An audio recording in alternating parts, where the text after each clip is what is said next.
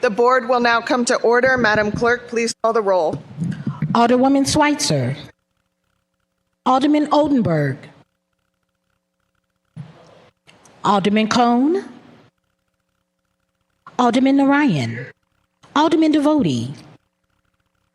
Alderwoman Velasquez. Alderwoman Sanye. Alderwoman Cox-Antwi. Alderman Browning. Alderwoman Clark Hubbard. Alderwoman Keys. Alderwoman Tyus. Alderwoman Boyd. Alderman Aldrich. President Green. Present. Alderman Oldenburg.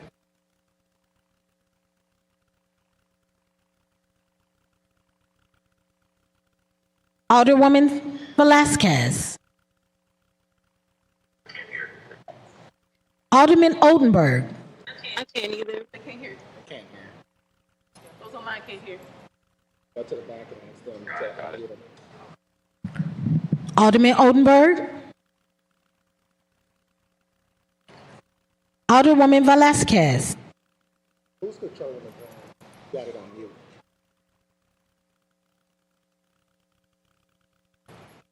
Alderwoman Sanye.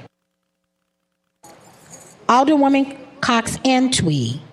I can't hear them. I can hear you, Pam. I'm assuming they're roll call. You keep calling around. Okay. Alderwoman Clark Hubbard. Alderwoman Keys. Alderwoman Tyus. Alderwoman Boyd. Can somebody? Alderman Aldrich.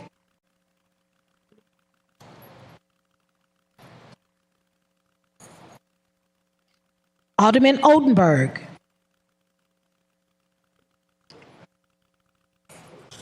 Hey, sweetie.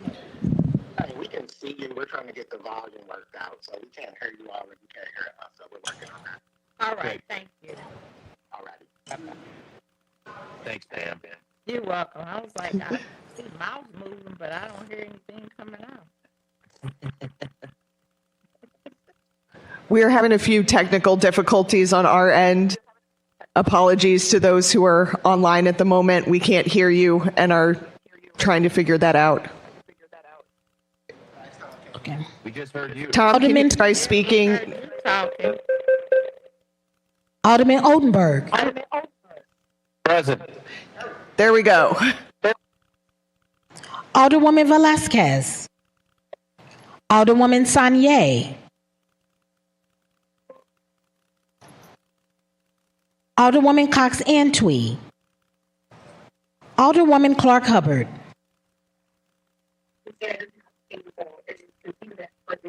Alderwoman Clark Hubbard. Here. Alderwoman Keys. Alderwoman Tyus. Present. Alderwoman Boyd. Present. Alderwoman Sanye. Alderwoman Cox-Antwi. Alderwoman Keys. We have 11 present. Did you present? Alderwoman Sanye. Present. 12 present. A quorum being present will be led in an opening reflection by City of St. Louis Treasurer Adam Lane in honor of National Financial Literacy Month.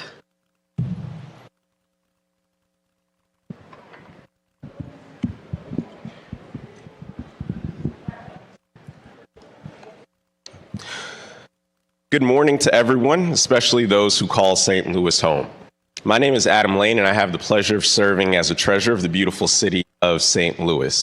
I want to thank the Board of Aldermen for having me. I want to thank you, President Green, and all the staff here at the Board of Aldermen that make our city's legislative process possible.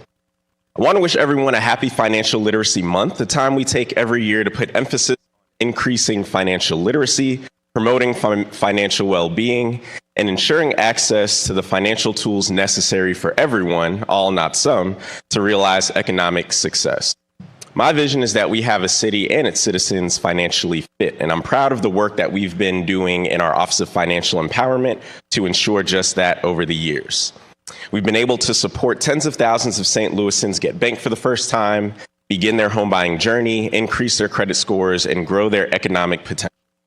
With our focus on whole home financial literacy, we've been able to open over 20,000 bank accounts for young people in St. Louis in kindergarten, meaning that they'll have 13 years of a positive banking relationship. All this is in efforts to break generational cycles of poverty and narrow the gap between the haves and the have-nots. Last year, we kicked off our inaugural St. Louis Saves Week, which had the goal of making sure that St. Louis residents and employees right here in City Hall and across all of our city departments could set realistic savings goals and get the support needed to meet those goals. Over 150 city employees took the pledge and collectively committed to saving over $700,000 to buy a home, to reduce debt, to care for their loved ones, to support their children's futures, or to simply start a good financial habit. I appreciate them all, not only for taking the pledge, but for trusting me in my office and my team to support them along their individual journey. But a budgeting workshop can't undo decades of redlining. A savings workshop can't erase discriminatory lending practices that saturate longstanding policies perpetuated by financial institutions to this day. A financial counseling session in April is not going to repair my roof that was destroyed last May. 1 month in April every year cannot combat historical disinvestment in St. Louis's most marginalized communities. St. Louisans are waking up every day unsure of what the economic burden of tomorrow will bring. I can create the most perfect budget, but if our overseas war is going to bring gas prices from $2.69 to $4.69 overnight, going over budget is not me being bad with money. Going over budget is me making sure that I can get to work and that my kids can get to school. When tariffs increase the cost of essential products and rising costs make the price of a grocery basket increase by a rate that outpaces my earnings, spending that extra money to make sure my family can eat doesn't mean that I'm bad at managing my resources. It means that my country is hindering my ability to live. Trying to survive in an economy where costs are going up exponentially and wages remain unchanged is an economy that sets a majority of us up for failure. Sometimes this financial outlook looks hopeless, and I am hopeful when I see our local legislators like you all advocating for increased wages for our city employees. I am encouraged when I see our city legislators advocate for a livable wage in our city, in our state, and in our country so that working families don't have to struggle to meet their basic needs. I am hopeful when I see that this board has a champion in Shamim Clark-Hubbard who advocated for a basic guaranteed income program at the city, and her colleagues in this room supported to allow us to put a program forth that supported over 500 St. Louisans with deep financial needs. I thank this board for the work that you have all put in time and time again to make sure that the people of St. Louis can live their best economic lives. I thank you for your advocacy here in our state capitol to ensure that policies put forward do not set households back and that decisions are made to make sure that our citizens can live at an economic advantage.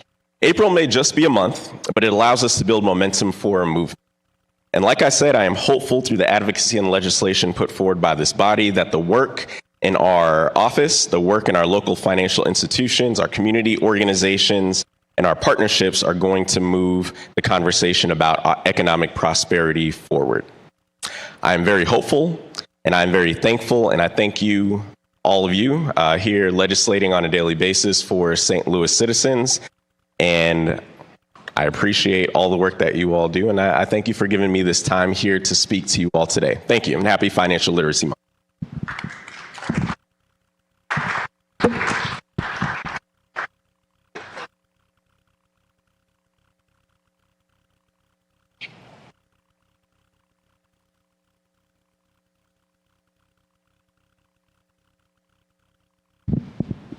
We can dispense with line item 4. Are there any introduction of honored guests? Any introduction of honored guests? Alderman from the 14th.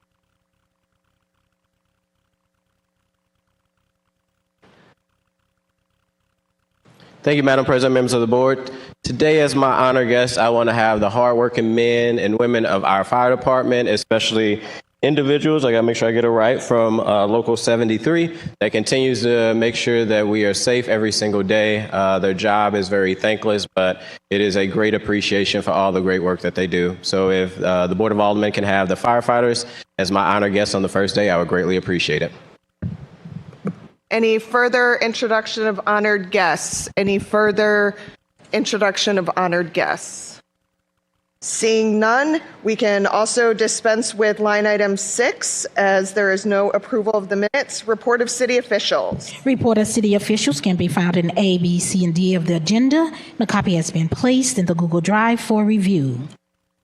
We have no bills on any of our informal calendars, so we may dispense with line items 8 through 11.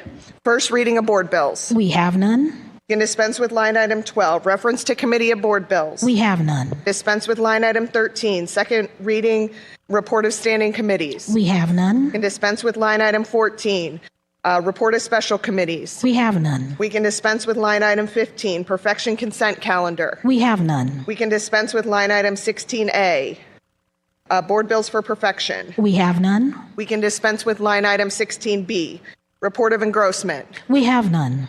We can dispense with line item 17, third reading and final passage of board bills consent. We have none. We can dispense with line item 18A, third reading and final passage of board bills. We have none. We can dispense with line item 18B, report of the finally passed and signed by the president.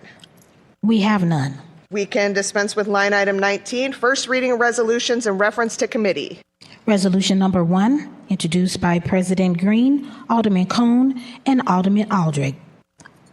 Board of Aldermen rules. Aldermen from the 14th, you are recognized on the first reading of resolution number 1. Thank you, Madam President, members of the board. I move to perfect Resolution 1. Do you want to ask for I ask for unanimous consent on Resolution number 1. Hearing no objection, you may proceed. Thank you, Madam President, members of the board. I move to now perfect Resolution number 1. Adopt resolution number 1. Adopt Resolution number 1. It's been moved by the Alderman from the 14th, seconded by the Alderman from the 3rd, that we adopt resolution number 1. Alderman, you may proceed. Thank you, Madam President, members of the board. Resolution number 1 that is in front of us is the proposed, it will be the document that we govern with our rules at the Board of Aldermen.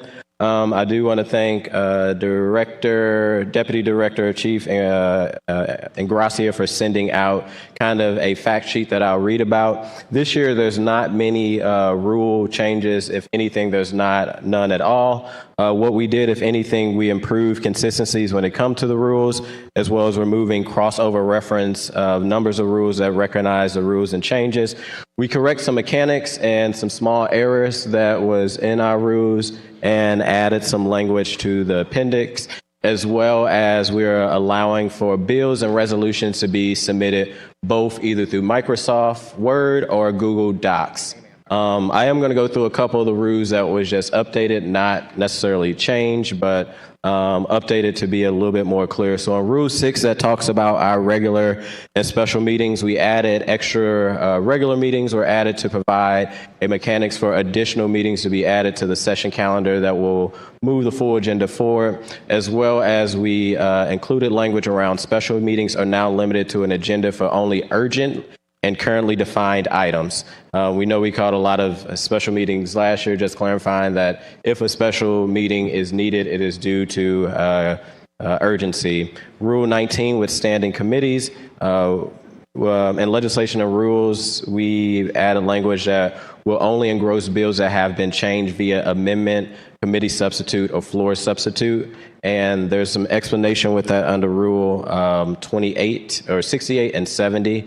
In Rule 20 on Personnel and Administration Committee, we added a provision was added to clarify that the Personnel Administration Committee serves as a human resource authority of the Board of Aldermen. As we do the hiring and firing at the Board of Aldermen, we are kind of that human resource. If there is an issue with a staff member, any staff member can always come to personnel to make that complaint. But just to be very clear that the Personnel and Administrative Committee is the human resource body of the Board of Aldermen. Rule 22 in committee meeting order of business and rules, we added that written testimony items may be addressed prior to the vote. We didn't say shall. There has been some issues during committee where a written testimony is skipped, not necessarily on purpose. I would say I've been one of those individuals that have done it on accident, but we just want to make sure that the written testimony and that people's input when it comes to the testimony is actually being heard on those pieces of legislation, as well as on resolutions that come in front of the committee. That written testimony is an item that may be addressed prior to the vote. Rule 24, committee subs, it fixed a mistake and linked section 2 and 3 together in that rule. It was just trying to combine those. They kind of overlap, saying the same thing. Rule 68, perfection. Perfection bills was only being referred to legislation rules if they had been amended or were perfected via committee on the floor substitute prior to our rules. There is charter language in Article 4, Section 15, that amends to be engrossed. All amendments adopted shall be incorporated with the bill. All engrossments under this section of the committee shall report to the written such engrossment. So again, this goes back to if there is a change to a bill on the floor, it is in the charter that technically we're supposed to engross bills. If there's any changes, bills will only be engrossed if a change is made during kind of the amendment process on the floor. Rule 70 talks about the engrossment, where we eliminate the requirement that all perfected bills are engrossed and instead confronts the charter language by limiting engrossment bills that to be amended after its introduction. Rule 71, no amendments after perfection or engrossment unless adding language that process will remain the same whether the bill is either perfected. And then in the Appendix D, under the media access, we added language that says any credentials for media of denial approval has to go to the legislation and rules instead of personnel administration committee. When we passed the rules last year and we came up with rules for our credentials for media, we had them going to personnel administration, but also the approval of the credentials go to legislation and rules. So we just wanted to be consistent that it should be only one committee if there's a denial or approval of the rules and not trying to separate them with two different committees. And with that, that was the small changes that we made in the rules. Again, if anything, it was more cleanup. There's no new rule that was added to our rule book that changes the structure of the Board of Aldermen, but just clarify some things that wasn't clear in our rule book. And with that, I would open up for any questions from my colleagues. And I believe we have some amendments as well. Any further discussion? Any further discussion? Alderwoman from the 12th. So you spoke so fast that you couldn't hear most of what you were saying, but I want to understand again what you are saying about in the engrossment of... Alderwoman from the 12th, can you pause for 1 second? We're having trouble hearing you again, but we think it's an issue on our end. If you can just pause for 1 second. Yes, thank you.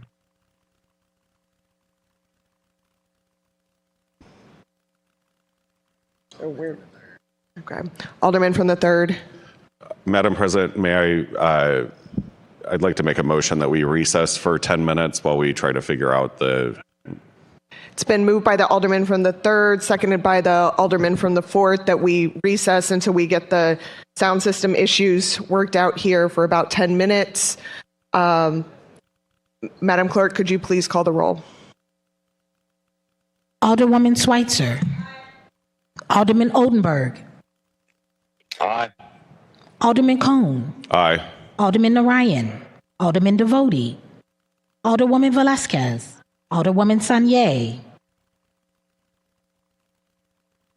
Alderwoman Cox-Antwi. Alderman Browning. Alderwoman Clark-Hubbard. Aye. Alderwoman Keys. Alderwoman Tyus. Aye. Alderwoman Boyd. Aye. Alderman Aldrich. President Green. Aye. Alderwoman Sanye. Alderwoman Cox-Antwi. Alderman Browning. 13 aye votes. By your vote, you sustain the motion. We are going to go into a short recess. My understanding STL TV needs to reboot the system to try to get our sound working. So should only happen for about 10 minutes or so.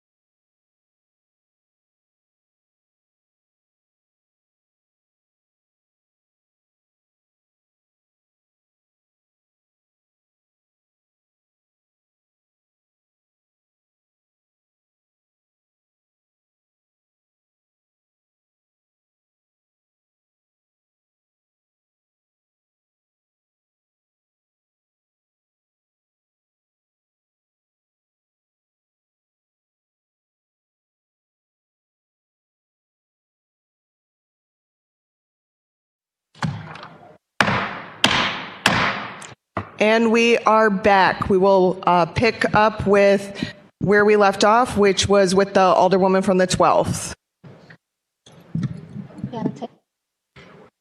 Oh, sorry. We need to first take a motion to return from recess.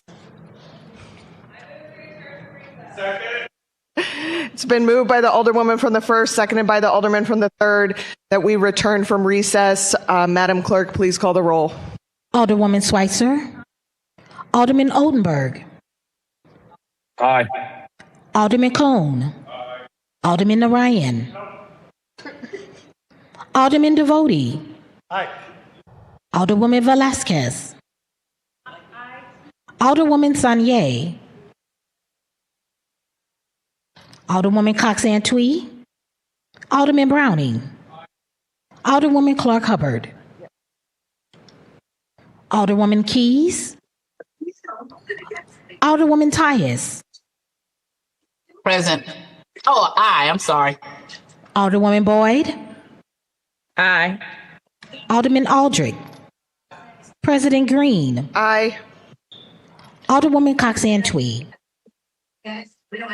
Alderwoman Clark Hubbard. Aye. Alderwoman Keys. 12 aye votes, 1 no.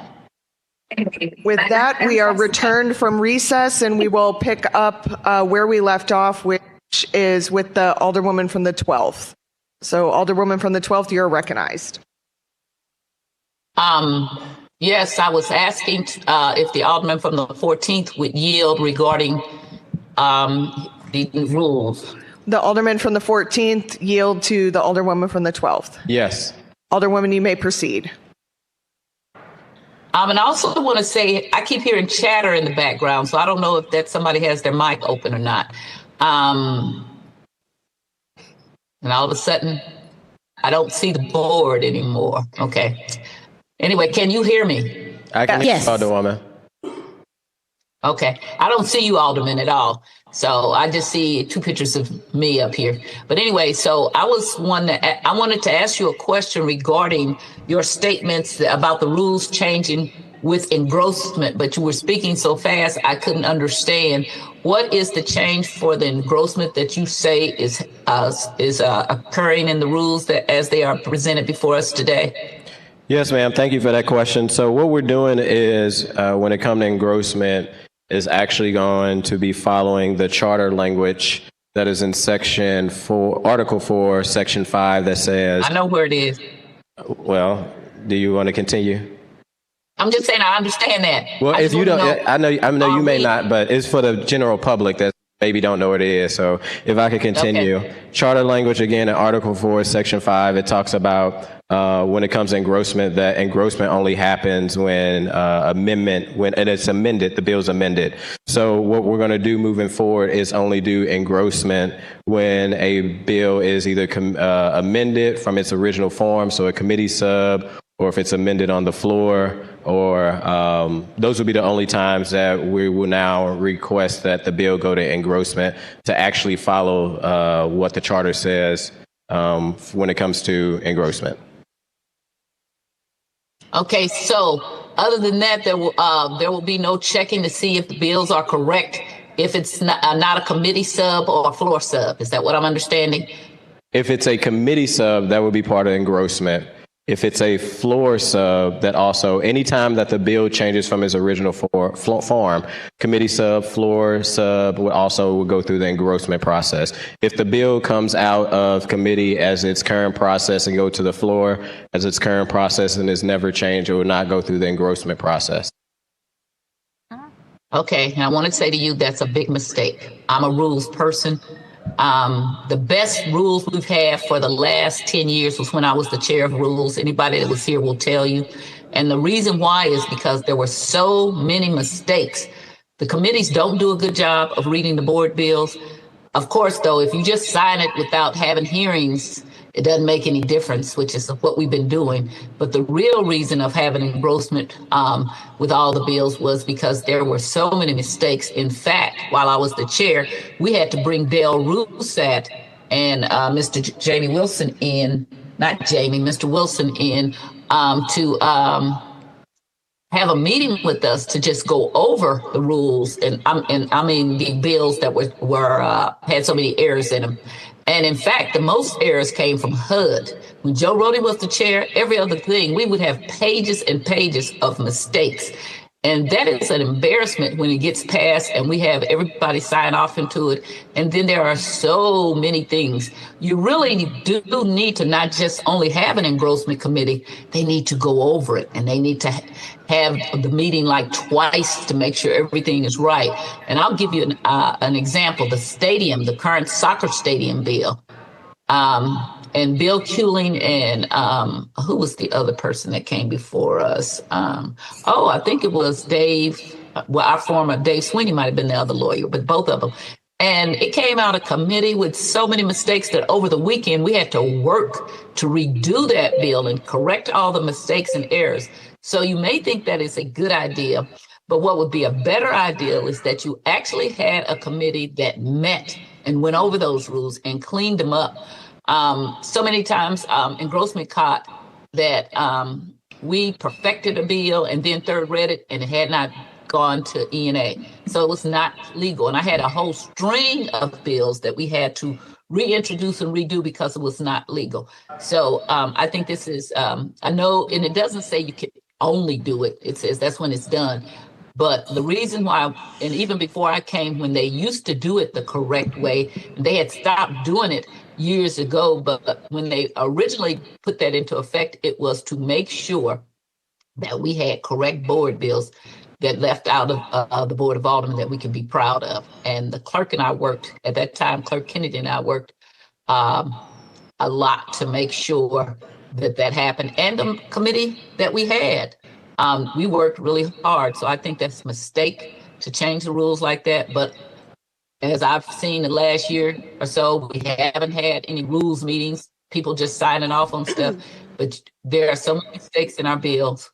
There are so many things that are incorrect that if anybody takes this stuff to court, we're going to be an embarrassed group of people.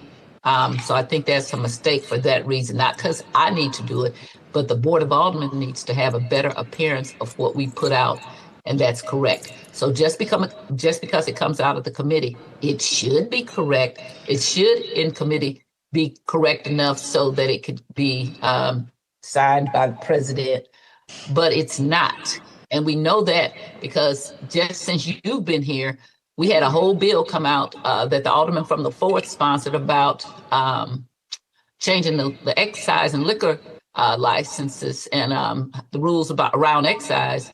And from page 1, it had mistakes. So the bill's only as good as the committee. And the engrossment committee was something that was a final step to make sure that we were getting our bills right. If I had not caught it on the floor, because I do read a lot of the bills, that bill would have went into law and it would have meant absolutely nothing. And there's some that have done that because the committees do not read the bills. And if we're going to do that, I still think we need a final step of submitting it someplace to make sure it is correct. And if it's not going to be a committee, which it should be, then maybe our lawyer could spend his time going over those bills to make sure that you should not have get rid of that. That is greatly needed. It's like getting rid of your tax account or something like that. So I am opposed to that for the reasons that our committees do not send good bills out that are correct. And we need somebody as a final kind of final authority to make sure they are correct. Thank you. No, I agree, Alderwoman. Go ahead. I'm sorry. Go ahead.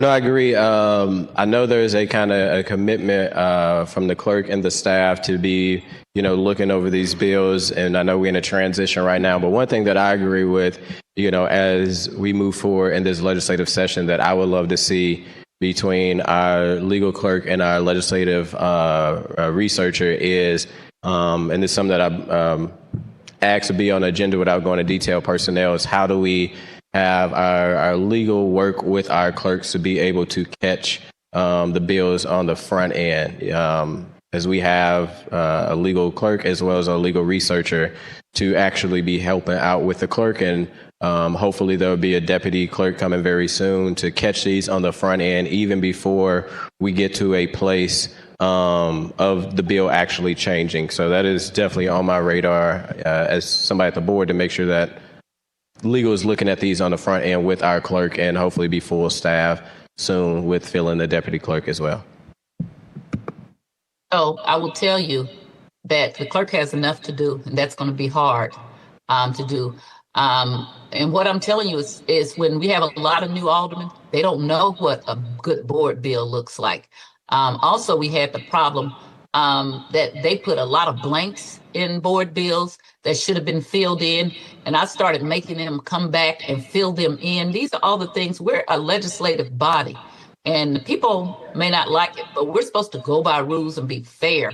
We're supposed to be accurate. And we're supposed to present something to the public that we are going to be proud of. I can look at these last 3 years and I can guarantee you a lot of our legislation we are not proud of, just with the mistakes that are in them.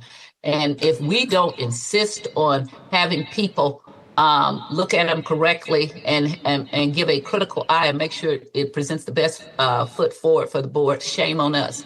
The president knows about it because when I was the chair, I made her my vice chair, and we did go over stuff. Who else? Nobody else here, I guess, was on it. But it was also a good place for new people to come and learn the rules. And I took time to try to teach new people the rules so that you're not sitting around here going along with stuff that doesn't even make any sense at all because you don't know anything. You just want to be the chair of a committee and you don't know anything. And so I find it really sad. It's hard for me to sit down here and watch this Board of Aldermen operate because we do not operate as a legislative body. And we are a joke out in the community oftentimes when people talk to me because we don't get it right. And we're not about trying to be inclusive and to be fair and to do good legislation. We make a deal, but we don't know what half of the stuff means. We don't know when there's a big blank in the middle of a document that was supposed to be filled in. And Del Rusak got really upset with me when I brought him over. And then later we had the conversation and he was like, well, we didn't know it was this many mistakes. Well, before it even comes to the Board of Aldermen, SLDC should be making sure that the board bills are right, but they didn't. And they didn't care about leaving gaps. And then Joe Rody and his committee didn't care about it. They didn't read it. This is not the first set of board members that didn't read things, but they were shocked because they tried to make the Rules Committee like a punishment. And it became the most powerful committee, not because it was trying to punish people, but it was trying to make the Board of Aldermen have accurate legislation. And I don't think we should pass that off onto the clerk. He or she has enough to do as the assistant clerk, but maybe we can, since we got a lawyer and assistant, maybe we could give them more to do by having them go over it if we're not going to have the committee. But I really would prefer that we have a committee. And it's, as I said before, it's especially important for young aldermen who do not understand what the rules say or need a way to find out. Because when they see the application of the board bills and see where the mistakes are and see how that works, it helps them to learn the rules. So I am opposed to what we're doing. I think we're going to just open it up for more mistakes. I have no more further questions. Any further discussion? Alderman from the 2nd. Thank you, Madam President, members of the board. Will the Alderman from the 14th yield for questions? Alderman from the 14th yields questions from the Alderman from the 2nd. I do. Alderman, you may proceed. Thank you. Alderman, can you refresh my memory on the rule change you're proposing around consent calendars and board bills that are adopted unanimously out of committee? They automatically are sent to the consent calendar. Can you just walk me through some of the thinking and the process behind that? Yes, thank you for that, Alderman. I haven't brought the amendment forward. I know it's on everybody's desk. The amendment would add a... Alderman, I think we need to have that amendment before us in order to discuss it. I thought it was part of the resolution. My apologies. No, it is not. All right, understood. I'll withdraw my line of questioning, Madam President, but while I have the floor, I was hoping that I could move to adopt an amendment. I move to adopt Amendment 1 to Resolution number 1. It's been moved by the Alderman from the 2nd, seconded by the Alderman from the 4th, that we adopt Amendment number 1. Alderman from the 2nd, you may proceed. Thank you. It's a pretty straightforward amendment to our rules. I think you should all be pretty familiar with it. It was something I attempted to do toward the end of our last session. And that's simply to amend said resolution chapter 13, voting majorities, adding Appendix B with the addition of a new rule, B6, to be read as follows. The passage of board bills for the appropriation of RAMS settlement funds shall require the affirmative vote of 2/3 of all members of the Board of Aldermen. I think that's an important amendment to adopt. I think it forces agreement. We often hear that this is once in a generation, once in a lifetime, transformative money. I think this rule embodies thoughtfulness, allows us to have broad agreement. I think it prevents an abuse of power. It says that we've got 10 wards representing and their representatives coming to an agreement on what is very important money. And it puts us all on Front Street in terms of being accountable to say that we have consensus on where these critical funds should be spent.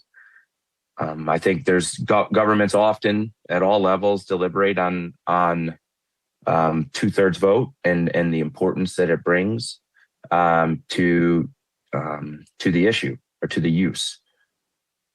I think a simple way to think about it is 50% is most people agree, 2/3 is a large majority agrees. And shame on us if we can't get there in terms of this forced compromise to ensure that 2/3 of this body decides where those transformative once in a generation funds go. I have nothing further at the moment. Any further discussion on amendment number 1? Any further? Alderwoman from the 12th. Thank you. Alderman from the 2nd, if you would yield. The Alderman from the 2nd yield to the Alderwoman from the 12th. I will. Alderwoman, you may proceed. Thank you, Alderman. I told you before, I didn't support this amendment because I've been really disappointed in how we've had 2 pots of transformative money. We have almost $500 million of ARPA funds that we changed the original agreement of how we would spend that. And to this day, I can't tell you where that money is. It's someplace floating out there. And on any given day, I hear we got 100 million left over. I hear, no, we don't. But because we took out the aldermen out of the process, we don't have any idea of what that money was spent on. I tell you what I don't see. I don't see new grocery stores. I don't see a hardware store that was in our original bill. I don't see any of that. So I hear what you're saying, but we gave $30 million of the RAMS fund off of the top to the convention center like it was nothing. I do know where $15 million of the ARPA fund is because we came along and gave another $15 million of the ARPA fund, which I was opposed and questioned the former 8th Ward Alderwoman, who is now the mayor, about how could we bring more money when the first original $30 million was supposed to be all that they asked. Then they went over budget. And so that's the only thing I can tell you of the 2 pots of money that really we spent stuff on, and we didn't have, I don't know if we had 10 votes for that ARPA fund, because that was ridiculous to me to this day to give $45 million to a building that when I got here was not here, that we built while I was here, and we spent a lot of money on it. So I do understand your financial concern that it be spent in a correct way, But I find that the only things that people seem to be able to agree on is these large items downtown. And I know you come from a banking background, and so the money is sitting there. And I've told you why I want it. I want to tear down the raggedy buildings in North St. Louis that have sat for years and years and years, that are LRA, that the aldermen did not create, that I did not have. My original ward, if you go back and look at the original comparisons when I got elected, they would talk about the 16th ward and the 20th ward, both high silk stocking wards. Now I've picked up all these other wards that were a lot different than me. So now all of a sudden I went from 20 vacant properties to, then I got the first ward and it was 100, 200 vacant properties. And now I got what used to be the fourth ward.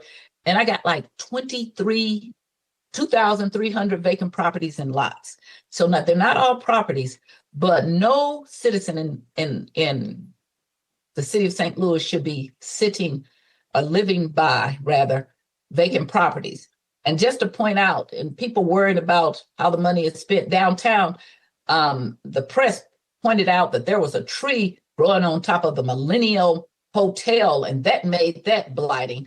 Then all the woman from the 13th knows this, myself now, all the woman from the 11th, and North St. Louis citizens, no matter how nice your neighborhood is, at any given time, you can have a LRA property that needs to be torn down, that sits there forever and doesn't get torn down. So when you talk about putting this money aside, because most of the people who live south don't have to deal with this, they don't know that that's an important issue, okay? That if we think it's important to tear down a building downtown that has one little tree growing on the top of it, that is very important to tear down the properties that the city gets through the LRA process and then let sit in your community for years, destroying your property value, destroying your ability to get taxes.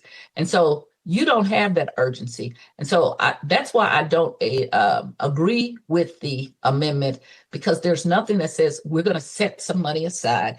Like, let's take that $15 million that we gave of an ARPA fund and set that aside for Rams to tear down the vacant properties in North St. Louis. Then I can hear that. But just to say you got to have 10, because what I've heard oftentimes down here is that at the Board of Aldermen is that aldermen from other parts of the city are tone deaf about what the urgencies are. They hear, oh, we got to fix downtown up. But they hear, oh, that's just North St. Louis. And so they don't care. And so when you want to just put that money up and put it so it's out of reach, so that we can't spend it with the needs that we have that are urgent, that makes me not be able to support it. And just wanted you to understand that and to explain to me, how do I say that and then go back to the 12th ward and say, hey, I said we got to have 10 votes for this. And literally during the tornado, and every year, I want to tell you, I drive my ward from when it was 20th ward, when it was only 3.5 neighborhoods. And we voted the highest in the city, Democratic, and one of the highest, tied with the 16th, 23rd, 12th in the city overall.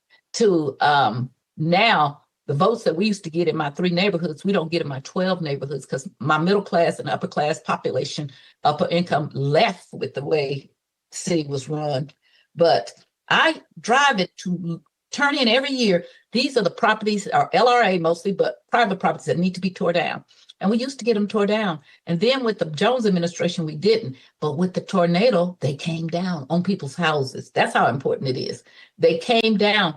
And I saw on the news, I don't know, a year ago, about you had a vacant house and the people were going in. And I was just thinking to myself, a vacant house, woo, if I would love to have that problem again. Because I used to be that person. I was that person when I got elected. We did not have vacant houses. We were not in, when the census came out, if you go back and look in the 90s, we were not in the low income census data. And so, but I got a different ward that I represent now. How do I tell the people, oh, we're going to set that money aside and let 10 people decide that that's important, that we tear down these properties, when we haven't decided that all along? And I begged the former mayor to put that money in there. So how do I do that? That's what I want to ask you. Thank you, Alderwoman. It's a fair question, and it's a certainly an understandable conversation that you're having. I would argue, to your point that saying that you felt like the Board of Aldermen was cut out of ARPA dollars.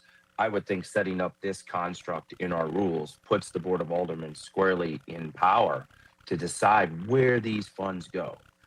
On a side, you have my vote to prioritize the demolition of vacant properties and the board up of vacant properties as the first dollars out in this. And I guarantee you and I can get 10 votes for that no matter what. So I do think that this sets up a construct to exactly have power, put the Board of Aldermen at the center of this decision to say, hey, we got to get 10 votes. Here's where we should prioritize these funds first. And I think through compromise, we can get that agreement pretty quickly. I look back at the vote that we took on originally deploying some of these RAM settlement proceeds for tornado relief instantly off the top. I think it was unanimous. So I think when there is urgency and the topic is of a matter of grave concern, like the issues you're speaking about in your community, I don't hesitate to think that we can't get the 2/3 vote here because it is that important, and an overwhelming majority of Board of Aldermen members would agree to that.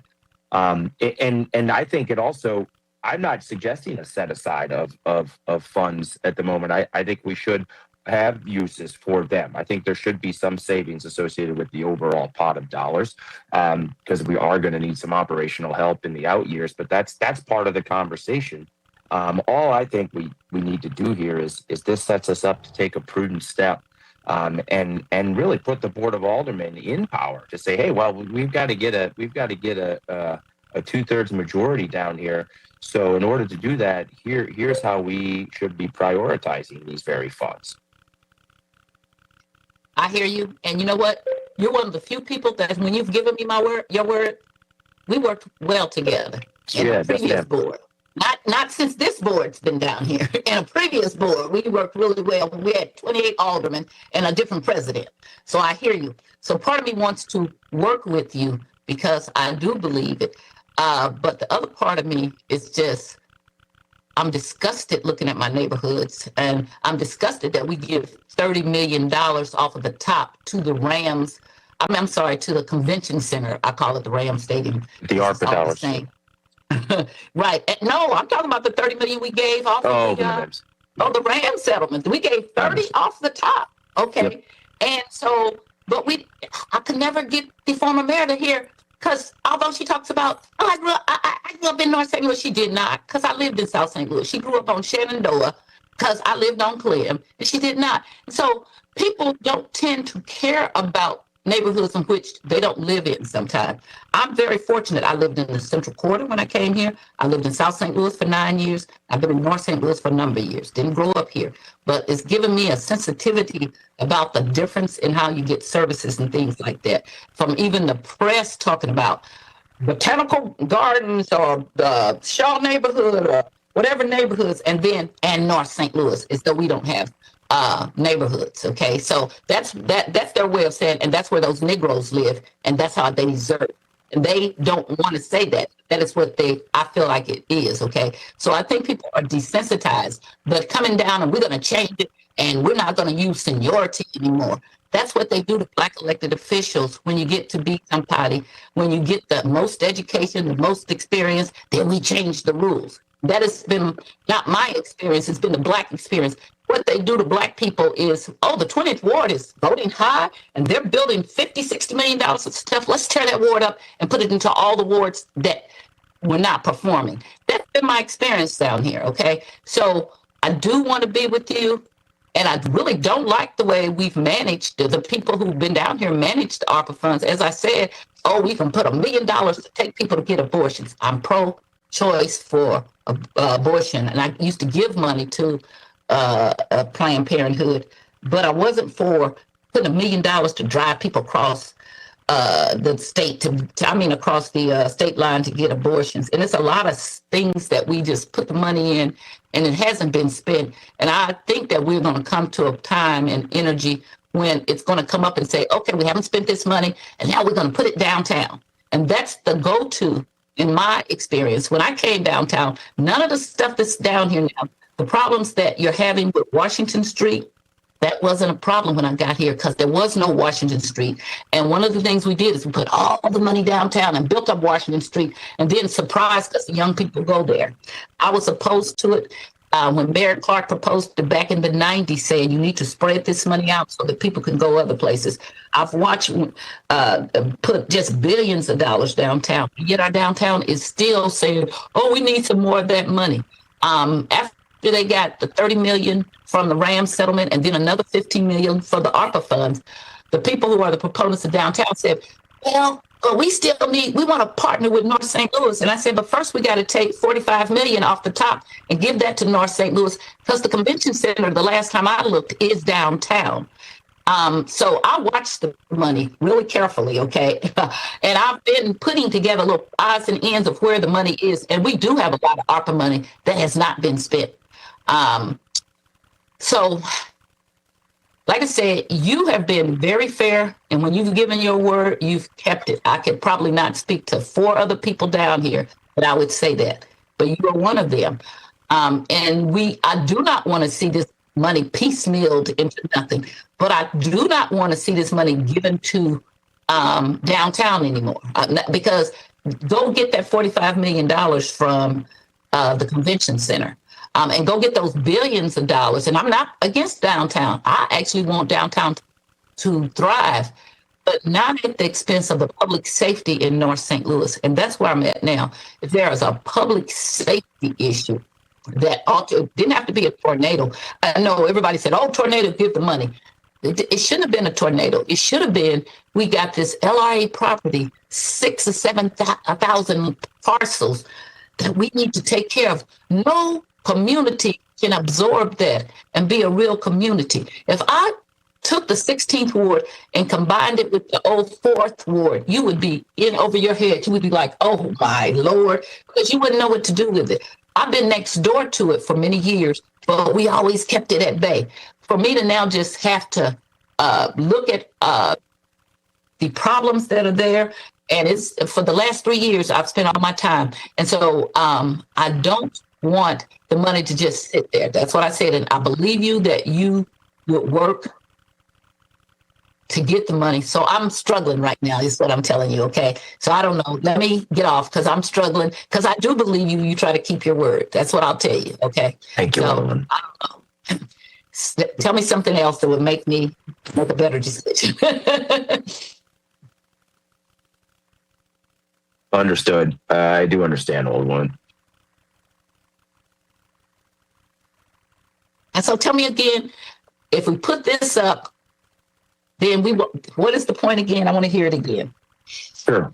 I mean, I think the point is that this is sort of transformative money, the way everyone has been thinking about it.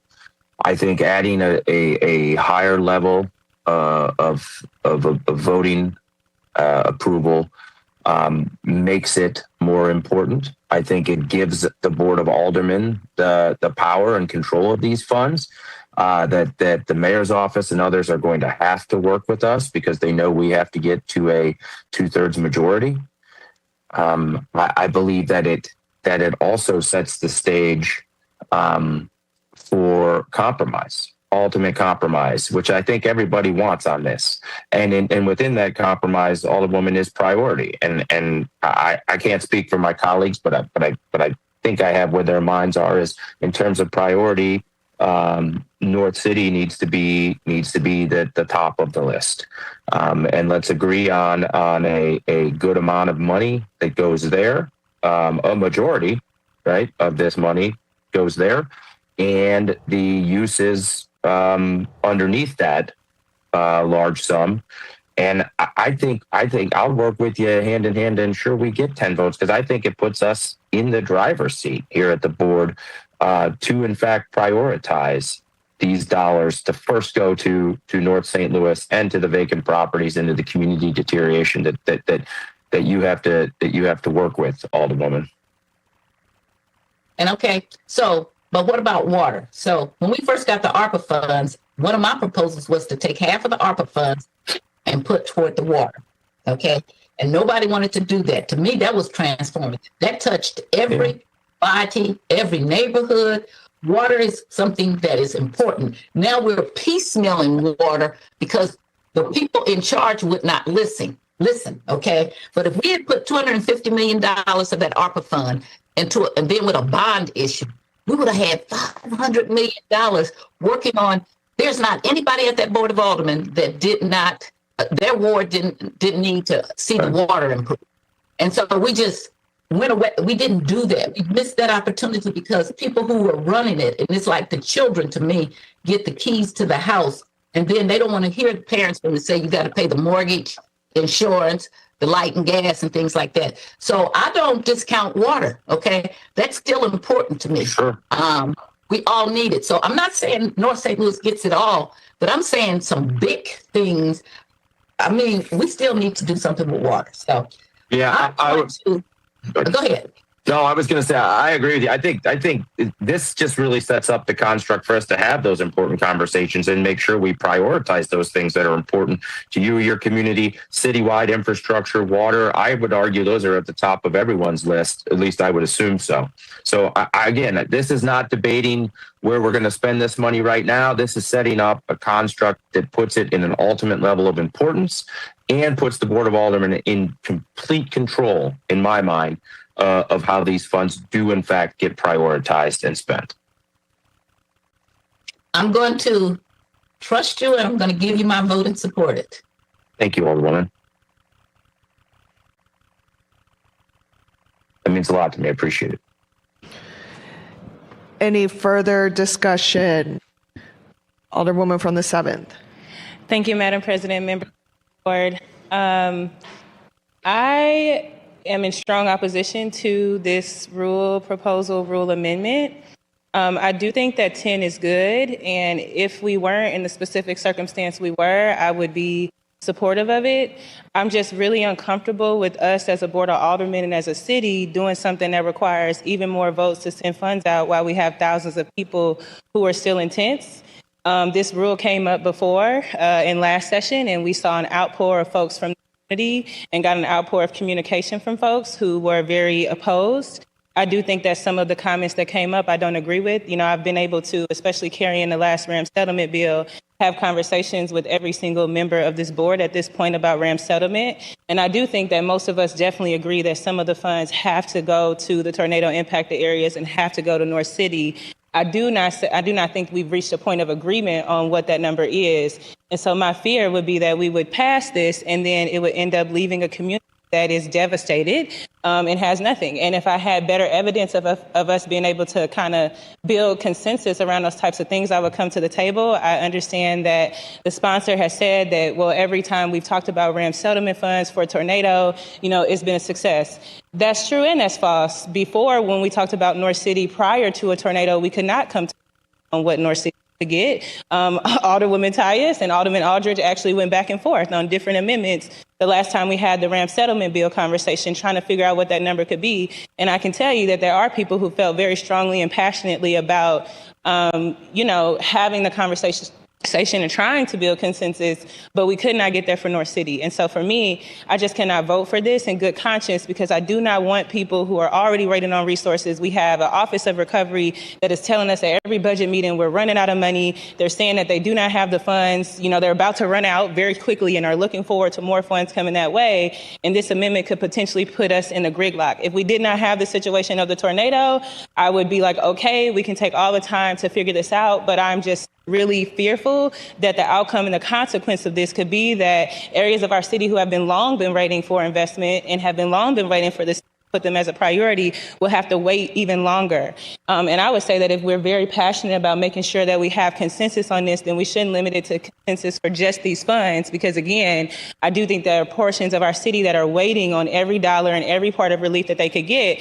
And they're going to receive this as, oh, the board now wants to build consensus when we didn't try to build consensus with removing millions of dollars in ARPA funds. When we just moved millions of dollars for water, we didn't need consensus for that. And I think that's important because water needs those dollars and water needs those funds. So I wouldn't want us to do anything to hold things that need the dollars up. And I would really caution us to, if we were to approve this today, the message that they may send to the public, and particularly members of the public that, again, just went through a very bitter cold winter, or just get into a summer and still don't have the amount of relief that they need. And our city's very own Office of Recovery is saying, hey, we really need some dollars soon, because our ability to continue to support operations and plan strategically and more long term is really tied to those dollars. So I do rise in strong opposition, and I would encourage many of my colleagues to do it. I do understand the sponsor's intentions, and I do think consensus is good, but I think it's dangerous to talk about consensus for one pool of money that folks who are, a tornado means you don't have anything, you don't have any funds. And again, I can say I haven't seen us been able to have that conversation, particularly about North City. I want to be clear. I think we can build a consensus on the other parts of the conversation. I think the last time we had this conversation, the reason that there was a committee substitute is because the saying was, well, what we can build consensus around is water. I'm very fearful of this stopping us, our ability to deploy funds to folks who are in need of every single dollar that they can get. That is my only hesitation for this. If we were under normal circumstances, or, perhaps didn't have a tornado, I would be able to, consider this a lot more. But I think for me, I just cannot take a vote on something that might make it harder to get resources to folks who have nothing at this moment. Thank you.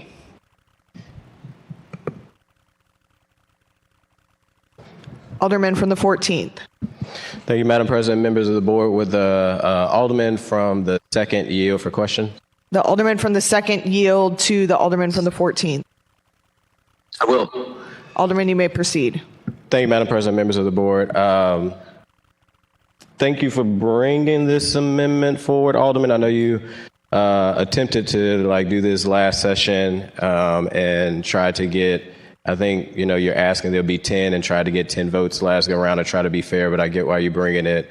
Now, when you think about, we got 250 in Rams Fund, and when I say thank you, not that I agree, I'm kind of stuck on where to go with the amendment, but at least for having the conversation. When you think about the 250 Rams Fund, do you have a vision of, as we have these conversations, of how much you think need to go to North St. Louis?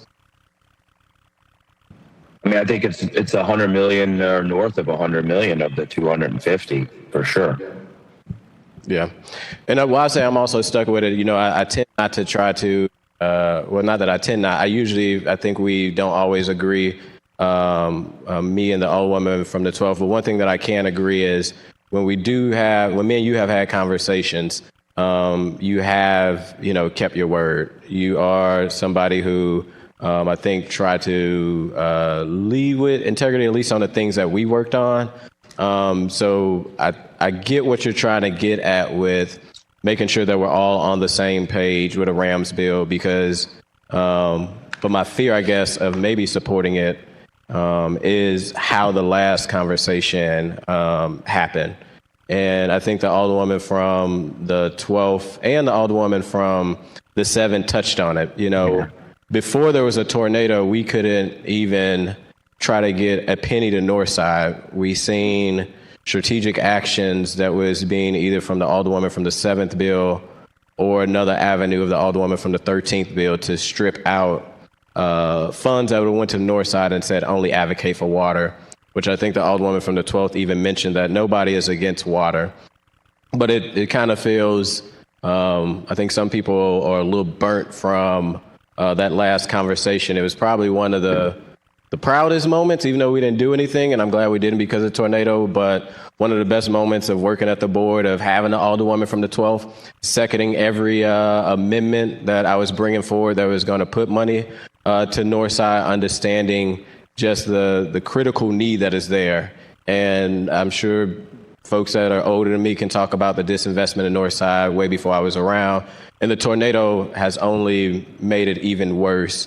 And I fear that if we can't, and as a downtown alder, while I would love to see some go downtown, also know that, in my opinion, we need majority, like 115 to 20 to Northside.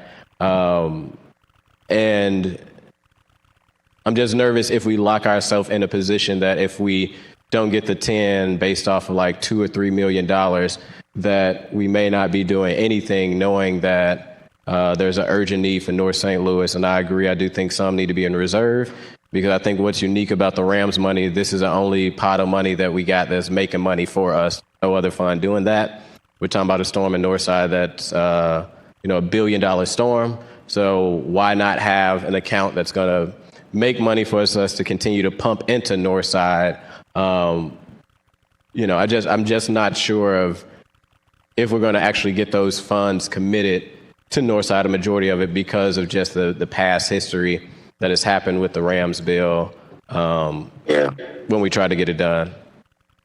Yeah, and really quickly, with all due respect, we do work together. Like, you was a different spot, but I know you was like part of that like process of stripping it down to water, right? So and not allocating it to North St. Louis. I just want to make sure, with people being intense and people not literally knowing where they're going to live, that we're not locking ourselves in a box. Well, I want us all to ultimately agree, and I think 10 does send a very strong number.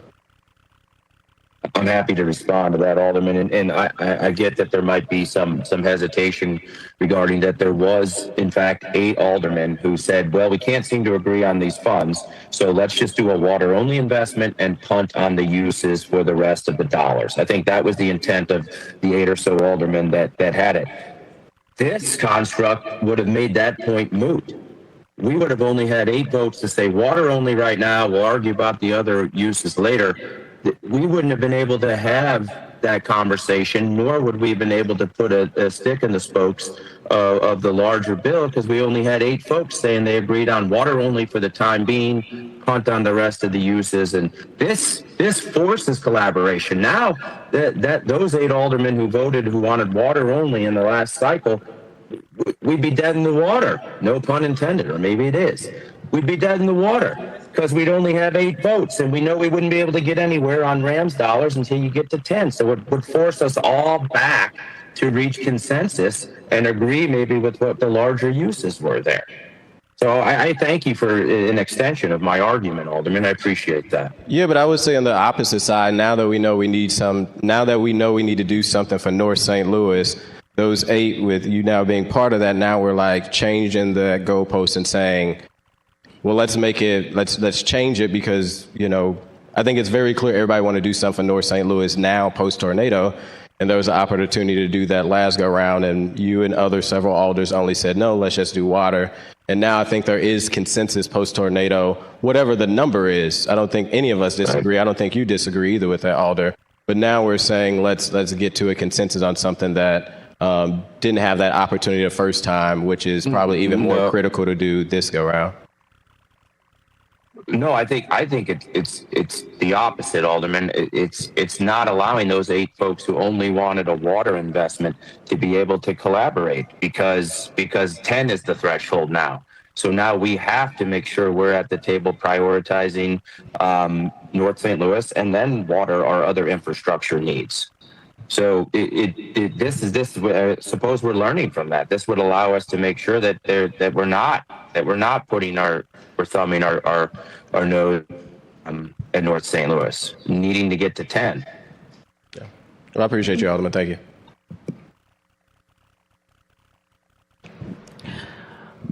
Alderwoman from the 12th. Mr. Alderman Oldenburg, I already told you that I was going to support it, but I just kind of want to follow up from the Alderwoman from the 7th. I have represented North St. Louis since 1991. Okay, this is 2026, right?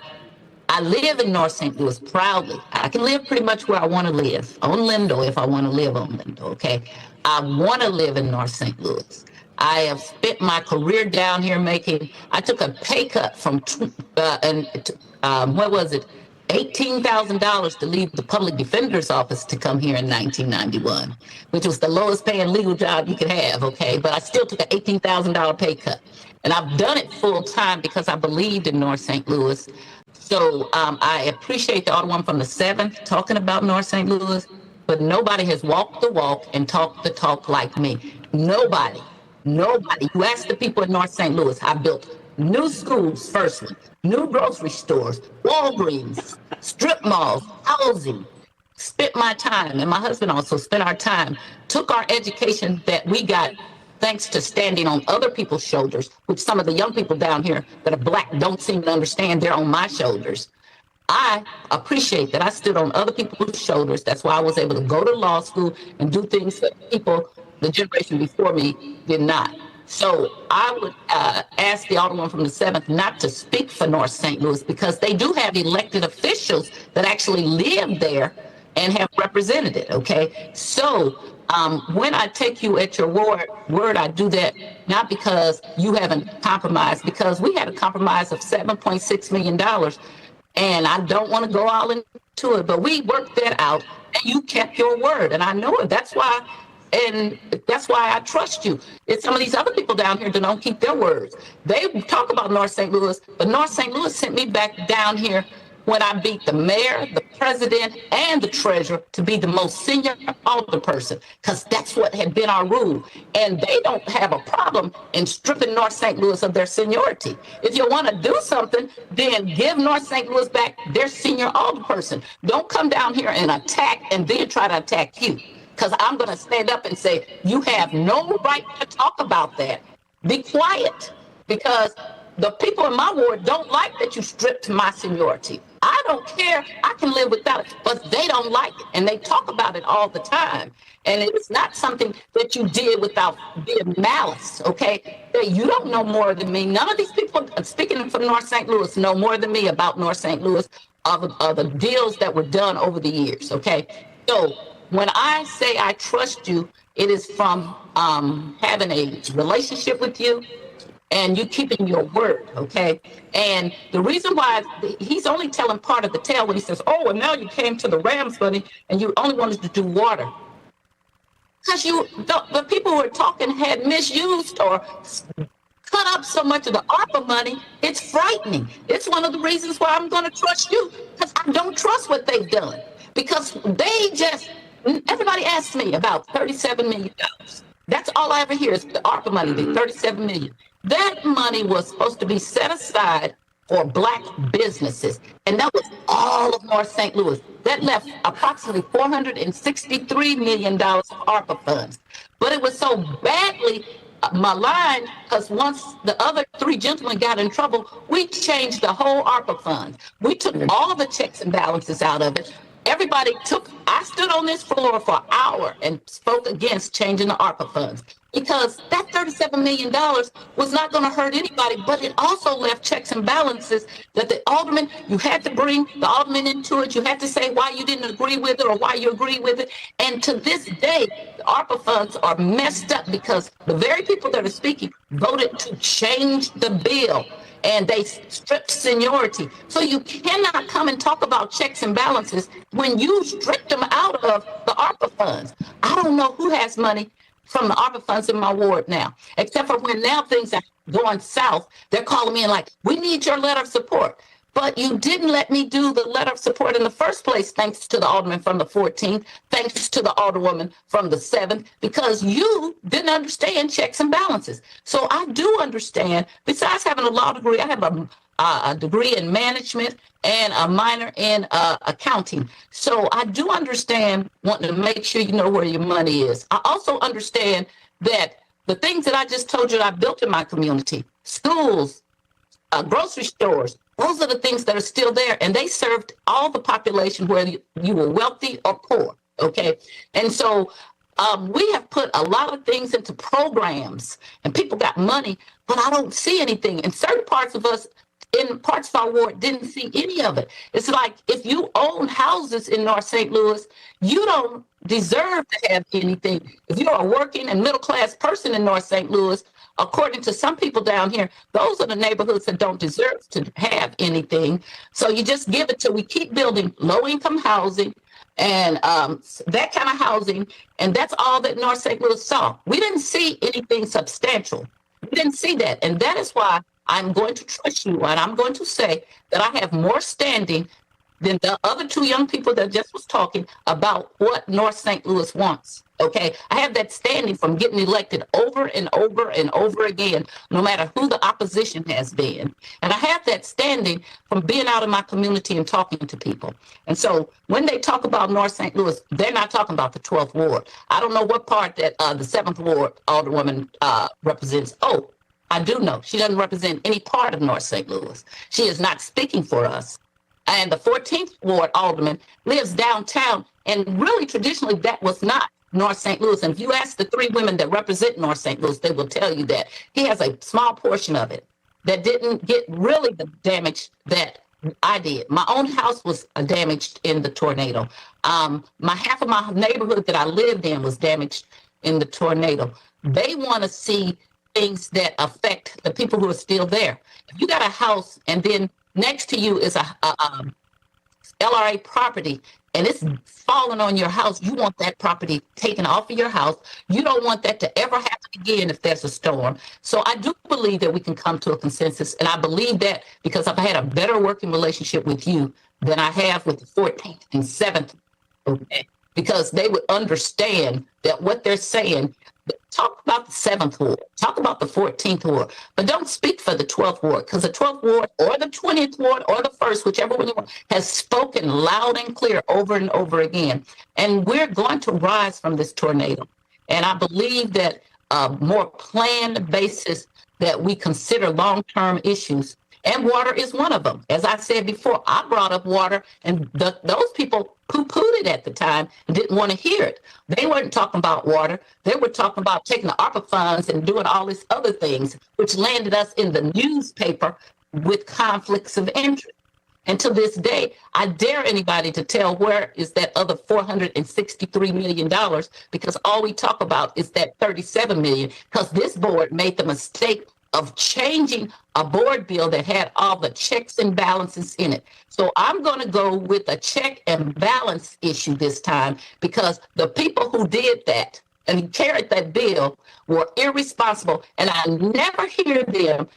Only Annie Schweitzer, when I brought up that she didn't support the water bill, said, well, I made a mistake. But I don't hear them getting up and saying, we made that mistake, so maybe we're going to look at a different way to do it. I didn't make that mistake. I didn't vote for that bill. It was a mess. It still is a mess. It's why we had problems. But I am going to support your amendment, because I think it might be a measured way to make sure that not only that we get some things that we can see done, but that we understand that all parts of the city are important. So because we didn't agree, and I'm the person, if you remember, that asked the Alderwoman from the 7th and the Alderwoman from the 13th to put their board bills on the informal calendar at the end.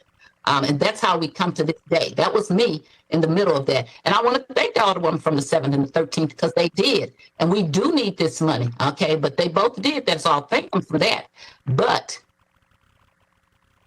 we misused a lot of ARPA funds, and we didn't use them in the ways that we should. So I think we do need a measured approach. And I'm going to support you for that. And I don't think either one of them speaks for the people in my community. I'm speaking for the people in the 12th Ward.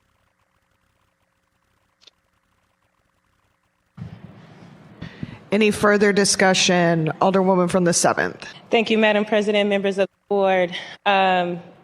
Just for the sake of wanting to keep the conversation focused, I think whenever we talk about RAMS funds, for me, I always want to let the people that we represent and that we serve direct my comments. So I'm going to just stay focused on there. What I will say is that if we do vote this rule together, then I do have an amendment on the drive that I will propose next. That will be amendment proposal number 3 that will propose that we do a 2/3 vote majority for the allocation of any city funds. I think if we're saying that we want to make sure we have these conversations and we really want to have consensus before we put money out, for me, I would be okay with that if it was a rule for all of our procedures and not some, and if we made it as easy as possible for certain, again, while certain folks are in need, to not feel that way. I'm very honored to represent people who just are extremely compassionate people and really care deeply. And I know for them, a message that they have for me over and over again is that they want to see North City get money. I have residents that do not live in North City, but they feel very strongly that they had a tornado. They lost everything they had. They were disinvested before that. Had that happened to us, we would want you to be moving some money right now and talking about getting us funds. we understand that you won't move the bill, but I do have just a constituency that cares deeply about all of their residents, that feels that all of the city is connected, that some of it cannot fail while some of it left to thrive. And they've made it abundantly clear to me that they expect North City to get some funds, and they do not want me to see. They don't want to see me do anything that could look like it is harder for them to get funds. And I thank them for their compassion, and I'm honored to, represent that. And I think that's a part of what makes St. Louis look great. But I just do want to say that if this rule passed, then I will be proposing an amendment next that says that we make this the case for all city fund allocations. Thank you. Alderwoman from the 13th. Thank you, Madam President. I just have a comment. I keep hearing everybody talk about the Rams dollars and how we vote. And so the Alderwoman from the 7th, she knows the challenges we went through with the Rams dollars. When we thought we had something that was going to happen and somebody put a wrench in that. But nobody's talking about the ARPA dollars. And I keep asking the question, why are we focusing on something that it can build interest? And when we started with those RAM dollars, I said in the beginning, I said, I do not want it in that session. I would rather for this bill to be moved to the next session. And Alderwoman Tyus asked me on the floor, would I hold it? Now, if I hadn't held that bill, we had a tornado, where would we be? But people need to be real clear. That tornado money we released in the emergency for the tornado, the victims, the people in that part of the city that were impacted, that money has not left. So I don't know what they're talking about. We need money because that money has not left. And so we still got people over in that tornado area that never received dollars. CDA has not released money to those organizations to make sure that these people can be housed. So let's quit playing games. The money is not being released. I cannot see continuously dipping into that money, and you have ARPA dollars still on that table. I agree with Alderman Oldenburg. We need to have some kind of structure to ensure that people can get dollars. But people need to follow the dollars, and they have not hit the street. So don't keep telling me you need money for tornado victims, and you got the money from the Board of Aldermen, and the people have not got the money. The organizations haven't got the money. So where's the money? And so that's what I need people to understand. You have ARPA dollars still on the table. Why would you keep nitpicking at these RAM dollars, and you have money that's sitting there? So I don't understand it. Maybe I'm missing something. Maybe I'm not as senior as Alderwoman Tyus, because she can follow those dollars and she can follow those bills. Maybe I'm not good enough to see that, but I'm like Stevie Wonder. I can see that money's not on the street. That's right. That's right. And that's all I have. Thank you. Any further discussion?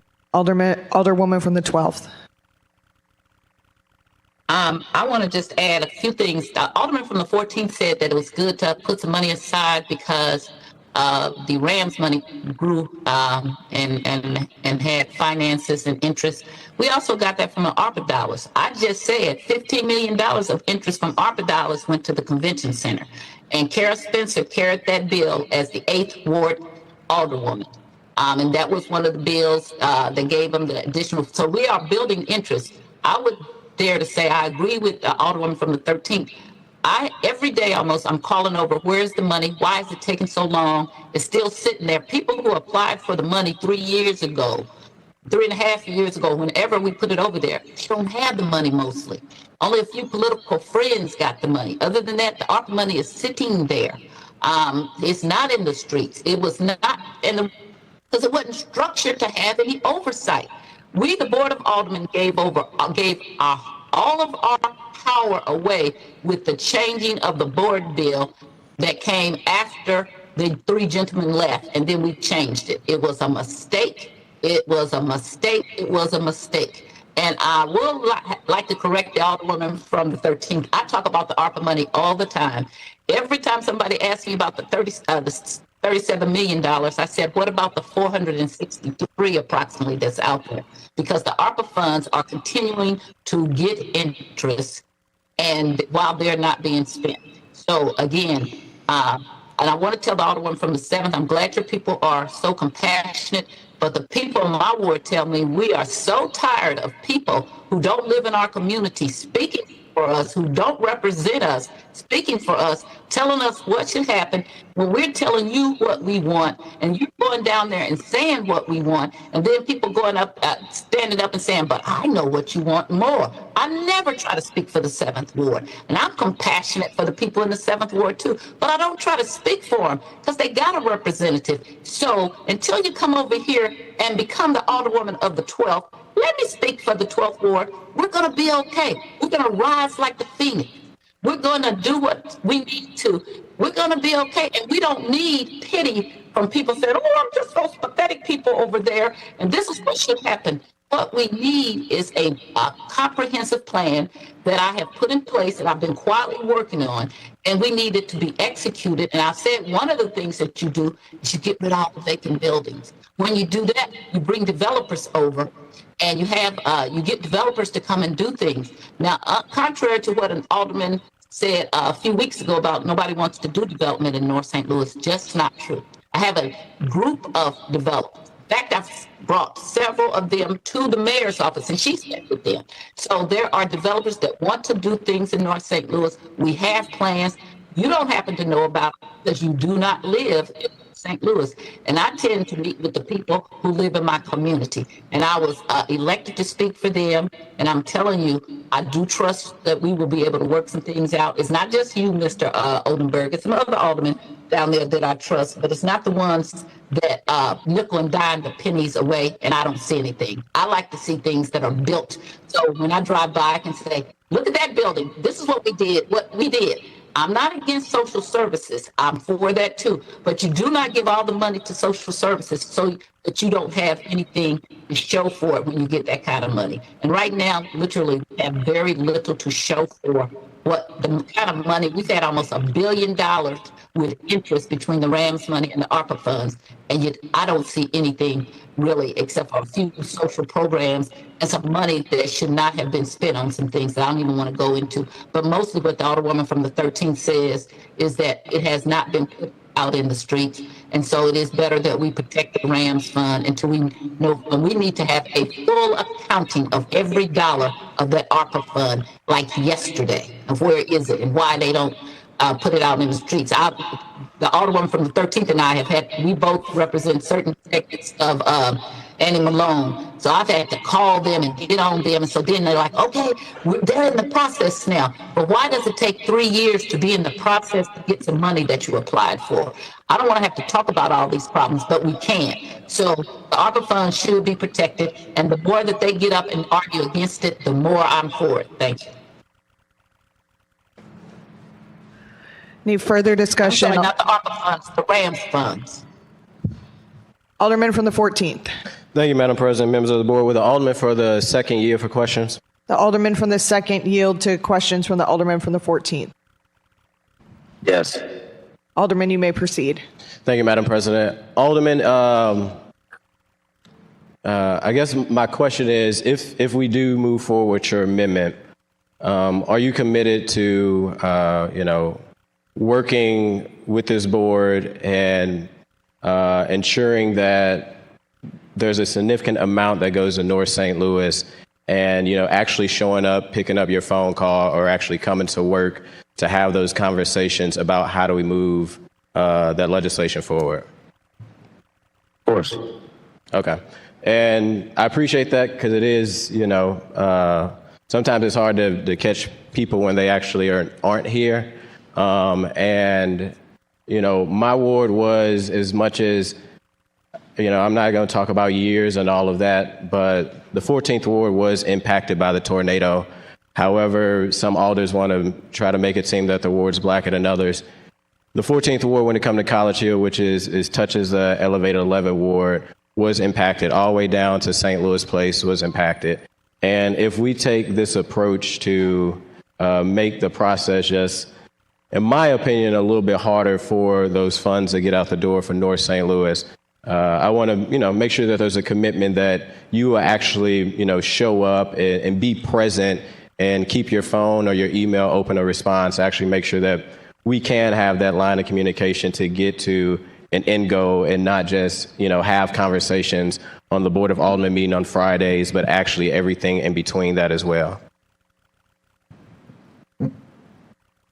I take that as a yes. Yeah, I think you asked the same question again. My answer is still yes. I think I have open lines of communication and happy to work with this body on whatever improves the residents of the city of St. Louis's lives. Thank you, Alderman. Any further discussion? Any further discussion?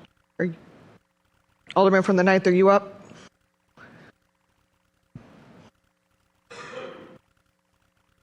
Yes, you're recognized. Wasn't sure if you were walking or at the mic.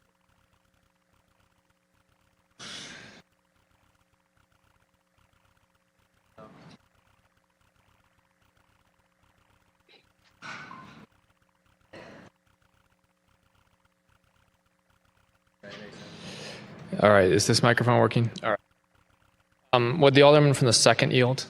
The alderman from the 2nd yield questioning from the alderman from the 9th. I will. Alderman, you may proceed. Thank you. Alderman, I'd like to believe, and I do trust that this is being brought with the best of intentions. I think that we're definitely trying to make sure this is responsible. Alderman, can you speak into the mic a little? Yeah. Maybe you need to raise it a little bit. It's hard to hear you. I'll work on that. Yeah, it is. All right, let's try that again.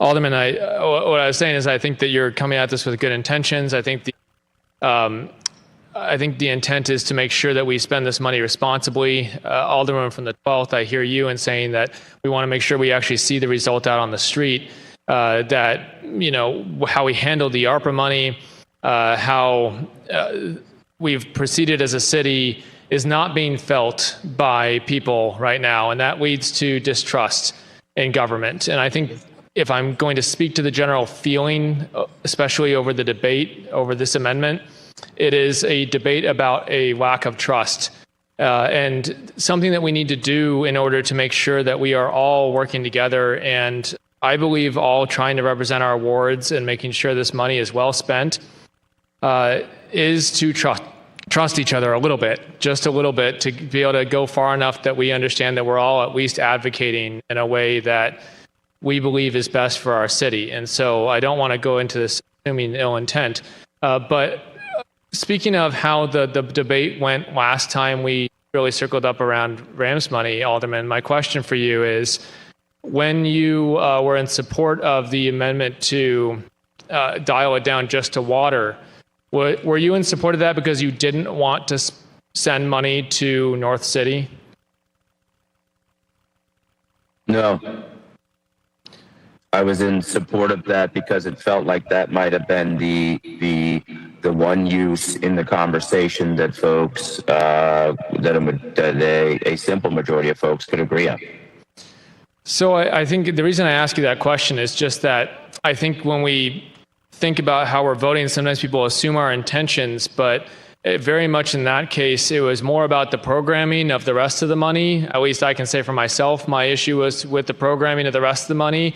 And similar to yourself, I believed that the only piece that we could agree was programmed well was the money for water, and the need was there and urgent at the time. And I regret that we weren't able to pass anything, because I think that just led to more distrust. But from what I've heard from you today, I think our intention is still to make sure money goes to especially tornado relief, and making sure that it goes towards tornado relief in an impactful way. Is that your intention as well? Yes. And right now I'm gonna, and that's my questions for you, Alderman. Thank you. So. Sure. As a member of the Budget Committee, for the past year, we've been having hearings over how the $30 or so million that we allocated to the Office of Recovery has been spent. And what we've seen month after month as the Office of Recovery comes and updates us is that they've spent a lot of time recommending, not just recommending, setting up new programs to do things like home repair, to do things like infrastructure repair. A lot of our old systems, like the Healthy Home Repair Program, were not set up for this kind of massive event. And typically, FEMA is responsible for a lot of these heavy lifts that our Office of the Recovery then had to step in and create, really from scratch, some new systems to get these programs set up and running. Now, we are getting an idea through the applications we received who is in need of that money. We're parsing through that information and figuring out exactly who is eligible. We've had elements of, I don't know what to call it other than maybe some misintended people like trying to get money that maybe bought their house after the tornado. And so they have to parse through that to make sure that we're giving money to people who really are occupying the homes and need it. We had a lot of vacant properties that were hit whose owners have been non-responsive as we tried to reach out and work with them. There's just enormous challenges with this tornado recovery effort. And so as we're moving forward, I think it's going to be really important how we budget this RAMS money to be as effective as possible. And I want to make sure it goes towards the programs that we've just spent the last year setting up. Otherwise, we're just going to end up spending a lot more of it on overhead. If we are committing today to work together and make sure that we can find a solution that we all agree with, I hope we can all recognize just exactly what this money can pay for. Unlike the ARPA money, which had restrictions in many ways, had to be allocated by a certain date, has to be spent by a certain date, this RAMS money is as close to free money as we can get in this city. It can be spent on anything. It has no restrictions. We won it from the NFL, and it is supposed to replace the revenue lost from losing an NFL team. But obviously, it's not going to do that. And I hesitate to even use words like transformational, because it's not even a quarter of our city's annual operating budget. I think that part of this distrust we keep building is that we keep referring to this money as if it is a magical fix-all to all of St. Louis's problems. Over the last 3 years that I've been elected, I've heard endless proposals for how this money can be spent, from the absurd to the absolutely needed. And it does not make this job any easier on how to spend this money. But moving forward, I hope that we can work together honestly and being very forthwith with people, being very even frank if we have to be about what this money can do and what it can't do. Because even though it has no restrictions, we do still have to operate within reality. And $250 million is not enough to fix decades of disinvestment in North City. It won't even repair 6 complete blocks, I'd say. That's how little money this is. So I don't want to get in a situation where we promise people the world, and then we can't even get repair in every neighborhood that was impacted. As someone who represents an impacted ward, I hear a lot of falsehoods already being spread about how the city has helped the Central West End. I want to be clear, the city hasn't really helped the Central West End. The money you see being spent is private money. That's money that the special business districts or the community improvement districts in the area, which come from local taxes, that's how that money's being spent. So if you see sidewalk getting repaired or you see trees being replanted, that's because those citizens have taken it upon themselves to pay for those things. And I'd also note that if you go drive down those streets right now, you'll see homes that are still under repair, still have tarps on their roofs. It's not true that we're making a faster recovery. It takes a long time to rebuild a house. And so it is a situation where I still have residents in my ward who are not living in their house right now. They're living somewhere else because their house isn't ready to move back into. And I know there are people all over the city in that situation. I know there are people who are even living in their broken homes, hoping for money to repair it. And I don't want to have this conversation go to a place where we make false promises. I don't want to overrepresent what we're capable of. If you think that this amendment will get us to a place where people can have trust that what the Board of Aldermen is doing is actually going to make a difference, then I'm in favor of it. But if this makes it harder to spend the money that we have already struggled to spend, then I'm not in favor of it. And I think that is, I'm honestly standing here right now not sure which way to vote on this, because I do hear what both sides are saying. But if anyone wants to speak to how they think we can go forward and make sure that we all agree on what's being done, make sure that what we're doing is effective, that we're being honest with people about what's possible, if we can commit to that, then I think we can move forward today. But what I don't want this to turn into is a debate on how we should spend the Rams money today, because I don't think we're going to settle that today. And I'll be honest, I just had to cancel my meeting with the mayor's office to discuss the Rams bill because this meeting is running long. So the irony right there is that we're not having communication because we're standing here arguing about this. So Alderman, I don't know if you want to speak to the amendment anymore, but those are my concerns. And I yield back. Thank you. Any further discussion? Any further discussion? Seeing none, then Alderman from the second, you are recognized to close on the amendment, and there's been a request for roll call. Great. Thank you, Madam President. Colleagues, this is nothing sinister or diabolical with my intentions here. I honestly think it's an awesome responsibility to represent the public in the search of public virtue. I do believe getting to a threshold of 2/3 is important. While this may not be transformative money in some people's minds and eyes, and it's up for debate, it is an incredible responsibility to get it right. Because it is a seed of money where we can grow a much larger harvest of economic development and revenue that the city desperately needs and is screaming out for. It is a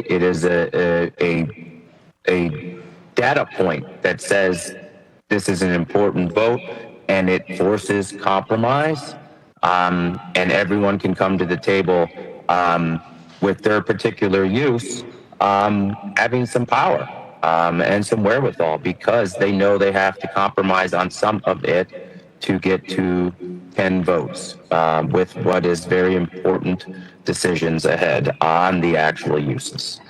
I will conclude and renew my motion. It's been moved by the Alderman from the second, seconded by the Alderman from the fourth, that we adopt amendment number 1 to resolution number 1. Madam Clerk, please call the roll. Alderwoman Schweitzer. Alderman Oldenburg. Aye. Alderman Cone. Alderman Narayan. Alderman Devote. Alderwoman Velasquez. Alderwoman Sanye. Alderwoman Cox-Antwi. Alderman Browning. Alderwoman Clark Hubbard. No. Alderwoman Keys. Alderwoman Tyus. Aye. Alderwoman Boyd. Aye. Alderman Aldrich. President Green. No. Alderman Cone.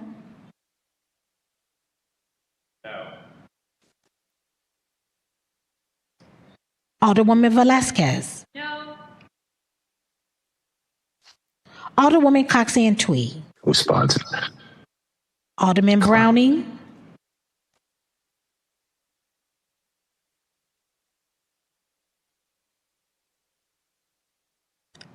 Alderman Aldrich.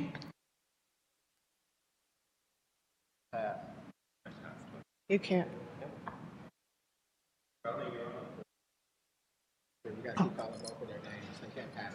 Alderman Browning.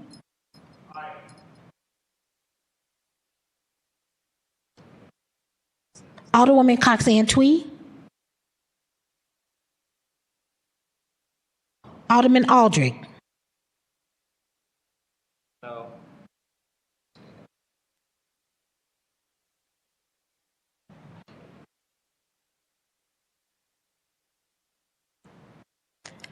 7 aye votes, 7 noes. By your vote, you failed to sustain the motion from the Alderman from the 2nd. Alderman from the 14th, you are recognized again on resolution number 1.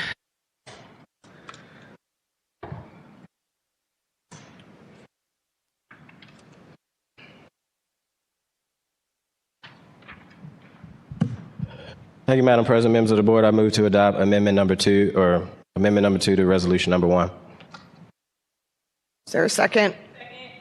It's been moved by the Alderman from the 14th, seconded by the Alderwoman from the 7th, that we adopt amendment number 2 to resolution number 1. Alderman, you may proceed. Thank you, Madam President, members of the board. This just adds to the end of rule number 69 at the end of that language where it says no bill or resolution shall be placed on the consent calendar automatically after being voted out of committee unless it receives unanimous support from all committee members present and voting along with a due pass recommendation from the committee from which it was last reported. There has been times that I have seen where a bill has come out of committee either with everyone voting in favor and was not on the consent, which somebody potentially could have pulled it off.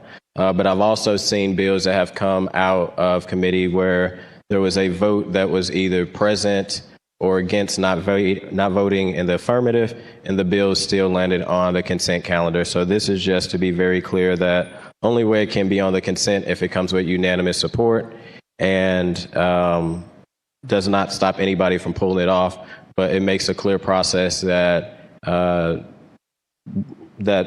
to be honest, either from your office, Madam President, or the clerk cannot automatically put a bill on consent, even if somebody voted against it, but it has to have unanimous support on it. And with that, I'll open up for any questions. Any further discussion? Any further discussion? Seeing none, then it's been moved by the Alderman from the 14th, seconded by the Alderwoman from the 7th, that we adopt amendment number 2 to resolution number 1. All those in favor signify by saying aye. Aye. Opposed? Motion carries. Alderman from the 14th, you are now recognized on resolution number 1 as amended. Thank you, Madam President, members of the board. I renew my motion on resolution 1 as amended. Is there any further discussion on resolution number 1 as amended? Alderwoman from the 12th. Madam President, members of the board, I oppose resolution number 1 for many of the reasons I've said in past sessions. One of them is putting people in charge of committees who have no business being in charge of them, stripping seniority. I will continue to oppose that, and I will request a roll call vote. Any further discussion? Any further discussion? Seeing none, then it's been moved by the Alderman from the 14th, seconded by the Alderman from the 3rd, that we adopt resolution number 1 as amended. Madam Clerk, please call the roll. Alderwoman Schweitzer. Alderman Oldenburg. Aye. Alderman Cone. Alderman Narayan. Alderman Devote. Alderwoman Velasquez. Alderwoman Sanye. Alderwoman Cox-Antwi. Alderman Browning. Alderwoman Clark Hubbard. Aye. Alderwoman Keys. Alderwoman Tyus. No. Alderwoman Boyd. No. Alderman Aldrich. Aye. President Green. Aye. Alderwoman Cox-Antwi. 11 aye votes, 3 noes. By your vote, you sustain the motion from the Alderman from the 14th to adopt resolution number 1 as amended.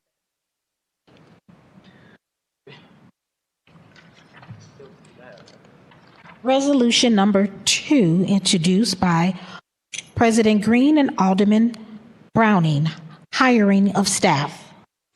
Alderman from the 9th, you are recognized on resolution number 2. Thank you. I move that we adopt resolution number 2. First, you need to ask for unanimous consent. I request unanimous consent. Hearing no objection, Alderman, you may proceed with adoption. Thank you. I move that we adopt resolution number 2. It's been moved by the Alderman from the 9th, seconded by the Alderperson from the 1st, that we adopt resolution number 2. Alderman, you may proceed. This is a simple resolution, just hiring the staff for the year. And you'll see a lot of familiar names on this list, as well as a couple vacant positions due to some recent moving around. But I think we all appreciate all these people for the work they do, so we'd like to rehire them. Any further discussion?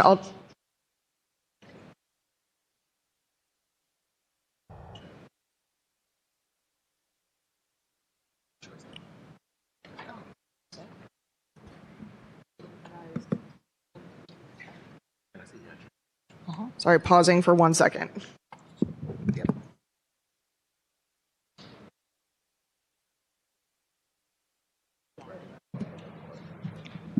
Okay, with that, because we are discussing the hiring of staff, we are going to go into a quick closed session to discuss. I think we need a motion for that, so I move that we go do. into closed session pursuant to, I don't have the rule in front of me, but to discuss personnel matters.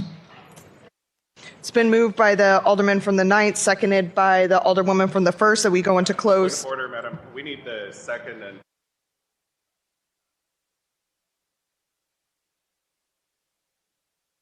So You are correct. I would remove my motion to adopt resolution 2. Okay, You're fine. And I Madam- make a motion that we go into closed session pursuant to Missouri Statute 262.010, subsections 1 and 12. Nicely done. It has been moved by the Alderman from the 3rd, seconded by the Alderman from the 14th, that we go into closed session. Madam Clerk, please call the roll. Alderwoman Schweitzer. Alderman Oldenburg. Aye. Alderman Cone. Alderman Narayan. Alderman Devote. Alderwoman Velasquez. Alderwoman Sanye. Alderwoman Cox Antwi. Alderman Browning. Alderwoman Clark Hubbard. Aye. Alderwoman Keys. Alderwoman Tyus. Aye. Alderwoman Boyd. Aye. Alderman Aldrich. President Green. Aye. Alderwoman Sanye. Alderwoman Cox Antwi. 14 aye votes. By your vote, you sustain the motion. STL-TV, if you could please place us in closed session. And if anybody who is not a member of the Board of Aldermen or our clerk, Sharita, please exit the chambers.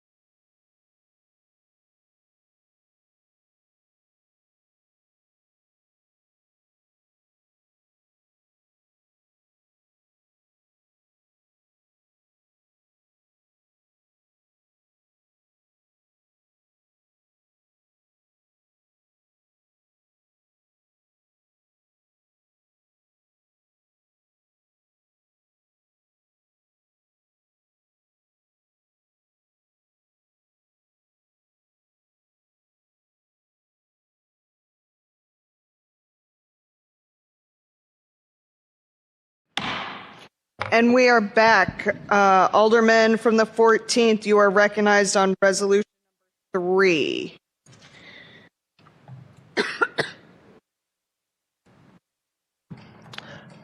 I move for unanimous consent on resolution number 3. Hearing no objection, you may proceed. Thank you, Madam President, members of the board. I move to perfect resolution number 3. Adopt. Adopt resolution number 3. It's been moved by the Alderman from the 14th, seconded by the Alderwoman from the 7th, that we adopt resolution number 3. Is there any discussion? I do. Alderwoman from the 12th. Where are we with, we still wasting paper? I know we cut it to 15 journals, but where are we with, is it because, and I'm wanting to think that it's because it's in the charter, just going to digital journals. I think that is such a waste of paper. Is that for me, Alderlady? Are you asking me to yield or? Yes, I'm sorry. I'll ask if the 14th ward will yield. The Alderman from the 14th yield to questioning from the Alderwoman from the 12th? Yes. Alderwoman, you may proceed. Alderman, we used to print more than 15 copies. We cut back to 15 copies. But is there any thought that we could go to digital at any time soon and stop destroying trees? Yes, ma'am. And I knew you was going to ask that question. I think since I've been carrying the resolution since 23, you have asked this question and I've said the same thing. And then the next session come, you ask the question, I say the same thing. And no, it is in charter that we have to print some.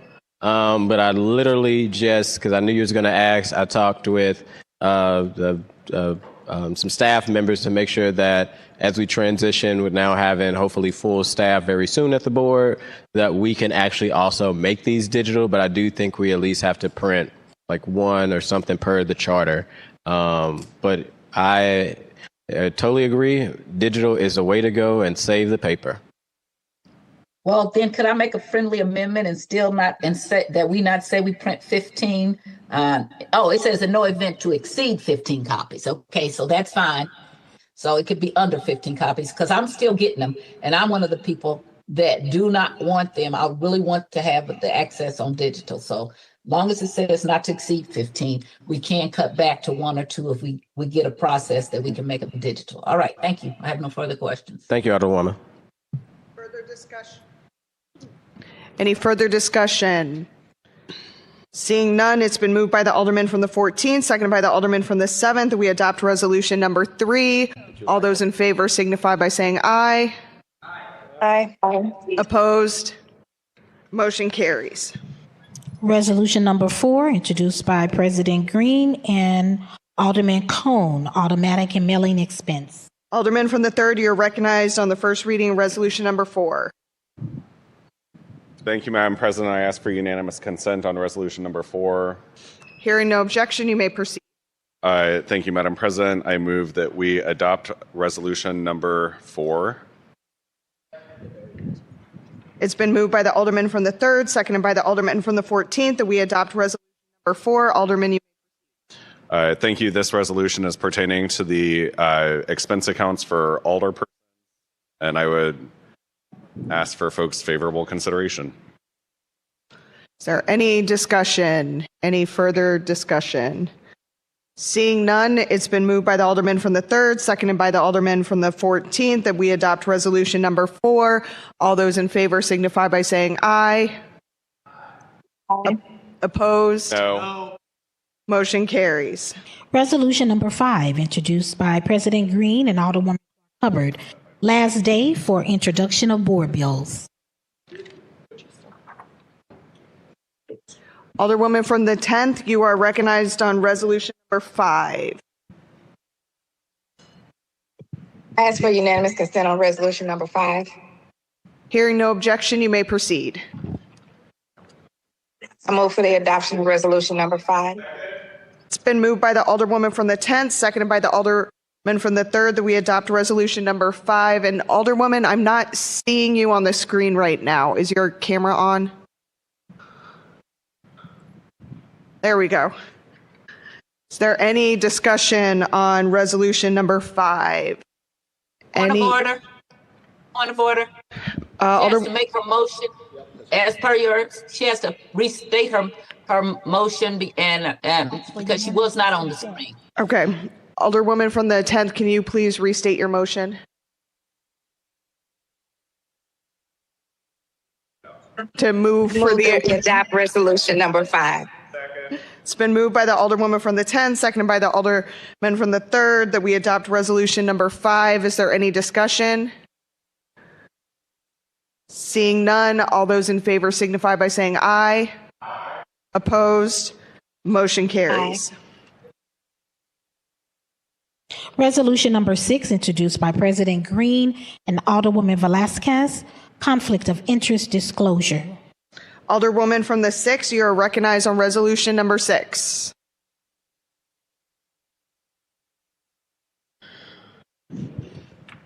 Thank you, Madam President. I would ask for unanimous consent for Resolution 6. Hearing no objection, you may proceed.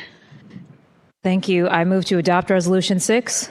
It's been moved by the Alderwoman from the 6th, seconded by the Alderman from the 3rd, that we adopt resolution number 6. Is there any discussion?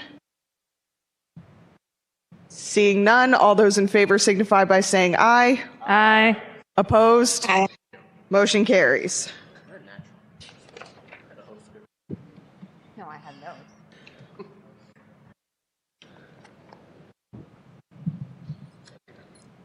Second reading, resolutions, committee reports, and adoptions. Report from the Personnel Committee.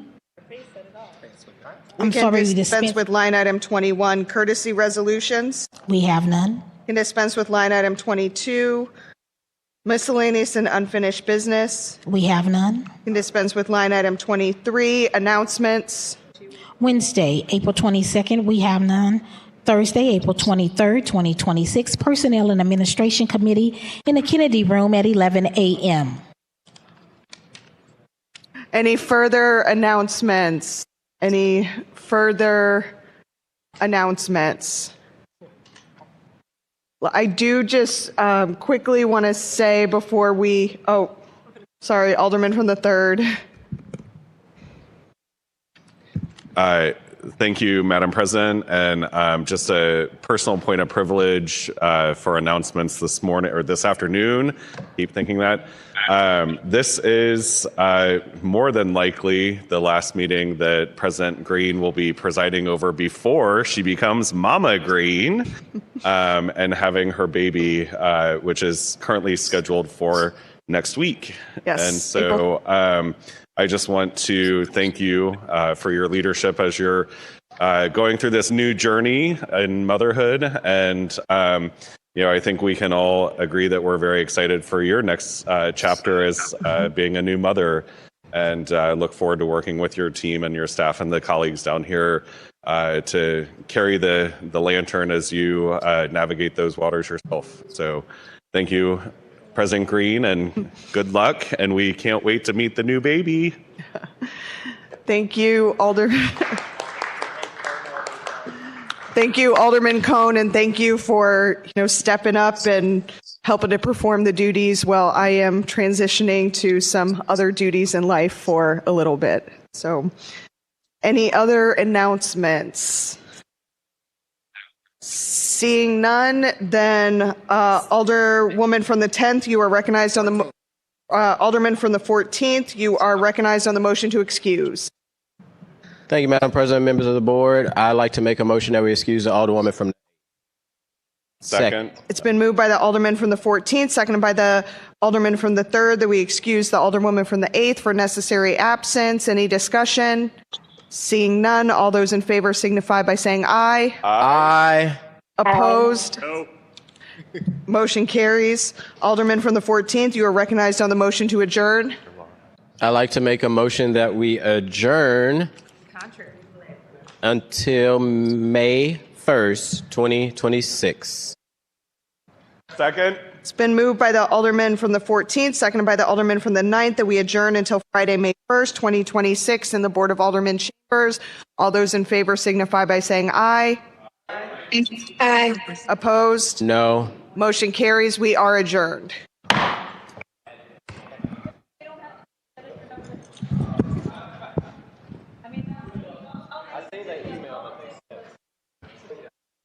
from the